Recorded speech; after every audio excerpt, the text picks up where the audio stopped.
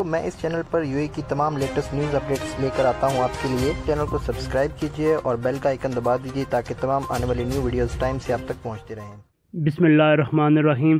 UAE کی تمام اہم خبروں کے ساتھ آپ کی خدمت میں حاضر ہوں۔ حال ہی میں ویزا پالیسی میں تبدیلی کے بارے میں متحدہ عرب امارات کے سرکاری عہدیدار نے تفصیلاً واضحیت دے دی۔ تفصیلات کے مطابق متحدہ عرب امارات میں مقیم افراد جن کا ویزا ختم ہو چکا ہے اور کووڈ-19 کے سبب دسمبر تک ویزوں میں توسیع کی بنا پر یہاں رہائش پذیر تھے، ان کے لیے نیا آرڈر جاری ہوا ہے کہ اپنے ویزے 3 مہینوں میں رینیو کرا لیں۔ جن افراد کا وزٹ ویزا یا انٹری پرمٹ ہے ان کے لیے حکم ہے کہ 1 مہینے کی مدت تک ملک سے نکل جائیں یا ویزا رینیو کرا لیں۔ 12 جولائی سے نئے آرڈر پر عمل درآمد شروع ہوا ہے، جس کے بعد وزٹ ویزے پر مقیم افراد کے پاس 12 اگست تک وقت ہے، جس کے بعد ان پر جرمانہ عائد ہوگا۔ مارچ کے بعد ختم ہونے والے وزٹ ویزے کا معیار 12 اگست تک ختم ہوگا، جبکہ رہائشی ویزوں کا معیار 12 اکتوبر کو ختم ہوگا، جس کے بعد جرمانہ عائد کیا جائے گا۔ جو افراد ملک سے باہر ہیں وہ متحدہ عرب امارات پہنچ کر 1 مہینے کے اندر اپنا ویزا رینیو کرا سکتے ہیں۔ متحدہ عرب امارات کی حکومت کا ویزا اور شناختی کارڈ تجدید سے متعلق ایک اور اعلان۔ تفصیلات کے مطابق متحدہ عرب امارات کی حکومت نے 12 جولائی سے ویزا اور شناختی کارڈ تجدید عمل کو دوبارہ شروع کر دیا ہے۔ اس بارے میں وزارت کی طرف سے چند نئی ہدایات سامنے آئی ہیں۔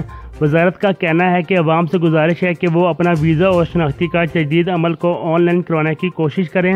کورونا وبا کی وجہ سے دفتر و عوام کا لمبا ہجوم ہو رہا ہے، جو کہ صحت کے لیے مسائل کا سبب بن سکتا ہے۔ جن لوگوں کے ویزے ختم ہو چکے ہیں وہ مندرجہ ذیل شیڈول کو سامنے رکھتے ہوئے اپنے شناختی دستاویزات کی تجدید کرا لیں، اور اس کے ساتھ ساتھ متحدہ عرب امارات کمپنی کے پاس سروس فنڈ کی ادائیگی سے انکار ممکن نہیں۔ تفصیلات کے مطابق متحدہ عرب امارات میں سروس فنڈ کی ادائیگی سے انکار ممکن نہیں، کیونکہ عدالت کے پاس یہ اختیار ہے کہ کمپنی سروس فنڈ کی عدم ادائیگی پر سخت ترین فیصلہ سنا سکتی ہے، جس میں کمپنی کے اثاثہ جات فروخت کر کے مزدوروں کو رقم کی ادائیگی شامل ہے۔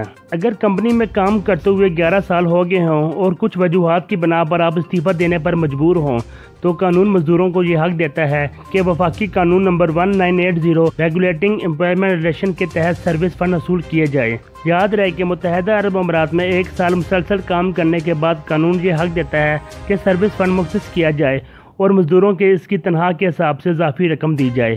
اگر کمپنی کسی وجہ سے تنخواہ اور سروس فنڈ جاری کرنے سے انکار کرتی ہے تو امپلائمنٹ قانون آرٹیکل 4 کے تحت عدالت سے رجوع کر سکتے ہیں۔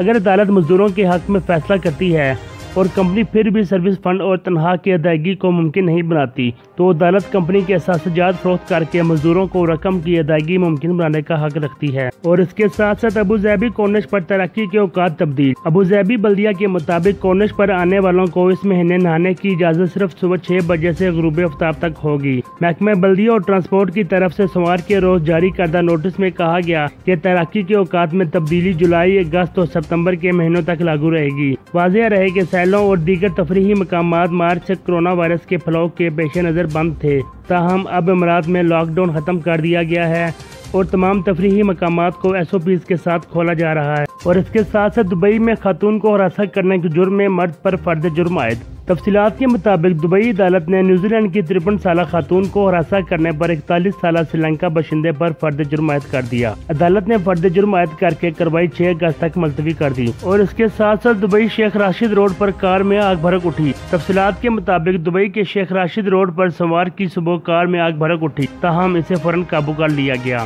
صبح 11:53 پر حادثے کی اطلاعات ملنے پر دبئی کے سول ڈیفنس کا عملہ 3 منٹ میں جائے وقوع پر پہنچ گیا اور 2 منٹ میں آگ پر قابو پا لیا۔ اور اس کے ساتھ ساتھ دبئی آنے والے تمام افراد کے پاس کورونا منفی ٹیسٹ لازمی قرار۔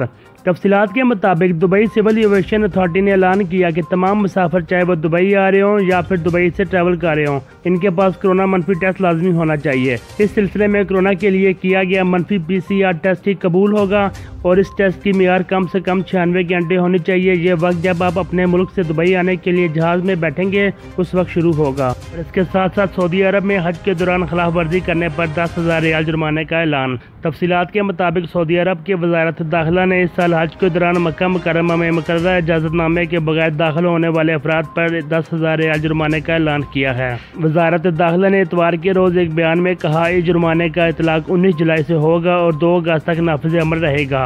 अगर कोई शख्स मक्का मुकर्रमा में गैर माजिद दाखिले की पाबंदी की दोबारा खिलाफ वर्जी करेगा तो उससे दुगना जुर्माना अदा करना पड़ेगा और यह रकम 20,000 रियाल होगी। वजारत दाखिला ने तमाम शहरियों और मकीनों पर जोर दिया कि वो इस साल हज के सीज़न के लिए जारी करदा हदायत की पासदारी करें। वीडियो देखने का शुक्रिया। अगर आपको किसी भी किस्म की मालूमात चाहिए हो हमारी वेबसाइट पर विजिट करें। हमारे वेबसाइट का लिंक डिस्क्रिप्शन में मौजूद है।